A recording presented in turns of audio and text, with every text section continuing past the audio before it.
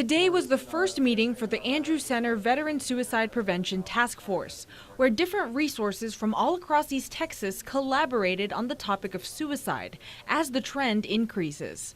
According to the Defense Suicide Prevention Office, active duty military suicide numbers increased from 75 in the first quarter of 2022 to 94 in the first quarter of 2023.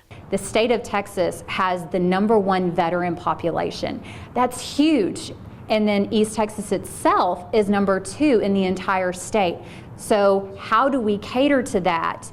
And then to have so many different organizations around the table who are willing to say, yes, I want to serve. Jeff Hurley with the Andrews Center Peer Veteran Network says more resources are needed to target the specific demographic as more veterans populate East Texas. And part of that is going to be, let's use what we already have. Let's use assets, resources that we have, and make sure they're put in the right places.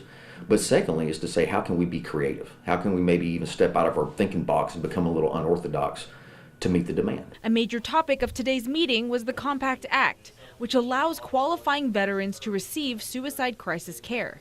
And with that act, they created an action item to reach out to medical examiners and find out when there is a veteran suicide. Then we move on to, well, how do we get information to the people who are actually providing the service? So we're going to be sending out the VA phone number to our local hospitals, to our local behavioral health agencies for billing purposes and making sure they know how to reach out and really use the Compact Act. Their next goal is to get more people involved that touch the veteran community and focus on the whole crisis process, even after intervention.